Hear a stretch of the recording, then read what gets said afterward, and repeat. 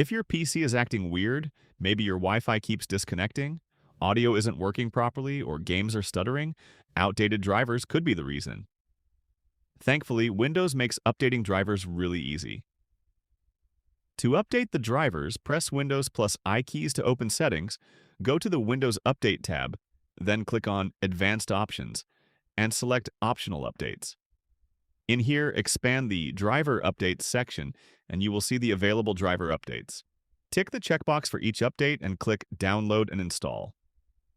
Depending on the update size and your download speed, Windows will take some time to install the files. It's usually pretty quick, no more than 2 to 3 minutes. Once the latest drivers are downloaded, click the Restart Now button here to complete the installation. The next part would again take 2 to 3 minutes at most. That step is important because many driver updates don't fully apply until the system reboots. And honestly, updating drivers through Windows Update is one of the safest methods available.